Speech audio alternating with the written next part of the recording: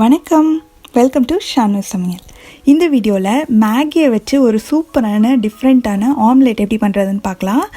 இது வரைக்கும் நம்ம சேனலை சப்ஸ்கிரைப் பண்ணாதவங்க இப்போ சப்ஸ்கிரைப் பண்ணிவிட்டு பக்கத்தில் உள்ள பெல் பட்டனையும் கிளிக் பண்ணிக்கோங்க. அதுக்கு ஒரு பாத்திரத்தை சூடு பண்ணி அதில் 220 ml அளவுக்கு தண்ணி சேர்த்துக்கிறேன். தண்ணி நல்லா கொதிக்க ஆரம்பித்ததும் நான் ஒரே ஒரு மேகி நூடுல்ஸ் பாக்கெட்டை பிரித்து அந்த நூடுல்ஸை இப்படி 4-5 துண்டுகளாக கட் பண்ணி சேர்த்துக்கலாம். இது கூடவே வர மேகி மசாலாவையும் சேர்த்துட்டு நல்லா கலந்து விட்டுலாம்.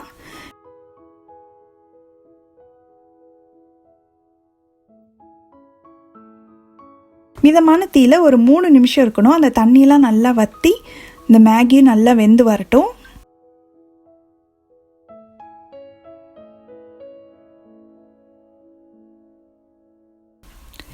இப்போ மேகி சூப்பராக ரெடி ஆயிடுச்சு. இப்போ இதை ஒரு பவுலில் மாற்றிட்டு இது நல்லா ஆற விட்டுலாம். ஆறுனதுக்கு அப்புறமா அதில் 2 டேபிள் ஸ்பூன் அளவுக்கு பொடியாக நறுக்கின வெங்காயம், 2 பொடியாக நறுக்கின பச்சை மிளகாய், கொஞ்சமாக பொடியாக நறுக்கின கொத்தமல்லி இலை. இந்த ஒரு மேகி பாக்கெட்டுக்கு நான் 3 முட்டையை உடைச்சி சேர்த்துக்க போகிறேன்.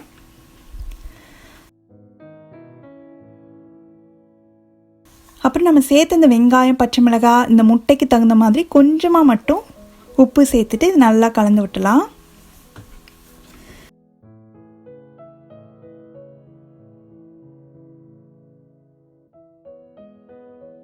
இப்போ இது ரெடியாக இருக்குது. அடுத்து ஒரு பேனை சூடு பண்ணி அதில் 1 டீஸ்பூன் அளவுக்கு எண்ணெய் சேர்த்துக்கலாம். நம்ம கலந்து வச்சுக்கிறதுலேருந்து ஒரு கரண்டி எடுத்து அதை கொஞ்சம் சின்னதாக இப்படி நீல வாக்கில் ஊற்றிக்கணும்.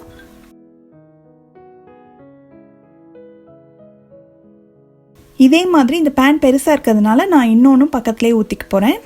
இப்போ மிதமான தீயில வச்சு கொஞ்சம் நேரம் இது வேகட்டும். ஓரளவுக்கு அடியில் நல்லா செட் ஆனதுக்கப்புறமா இதை மெதுவாக அப்படியே பாதியாக திருப்பி போட்டலாம். பாதியாக மடிக்கணும்.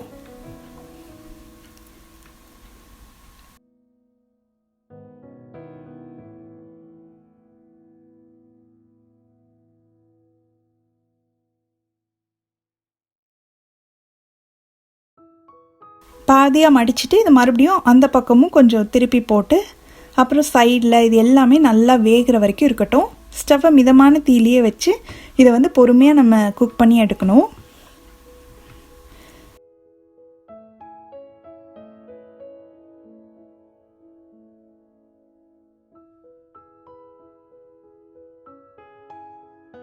இப்போ எல்லா சைடுமே நல்லா குக் ஆயிடுச்சு. இப்போ இதை எடுத்துட்டு நம்ம மீதி உள்ளதையும் இதே மாதிரி போட்டு எடுத்துடலாம்.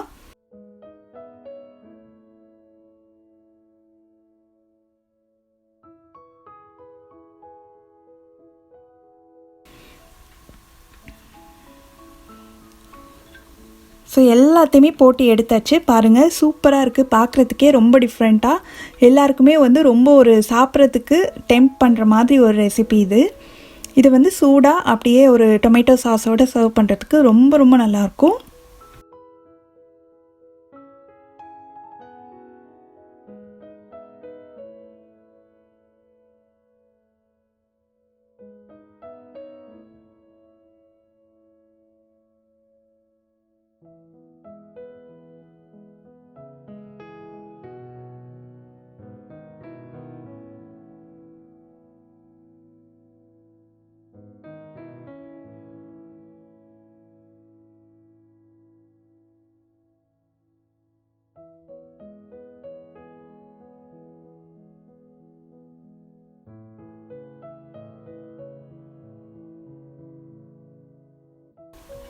ரொம்ப சுவையான, ரொம்ப ஈஸியாக பண்ணக்கூடிய மேகி ஆம்லெட் ரெடி ஆயிடுச்சு. நீங்களும் இந்த ரெசிபியை கண்டிப்பாக வீட்டில் ட்ரை பண்ணி பார்த்துட்டு எப்படி வந்ததுன்ற கமெண்ட்ஸை மறக்காமல் ஷேர் பண்ணுங்கள். ஷானு சமையல், எளிய முறையில் இனிய சுவையில். நன்றி.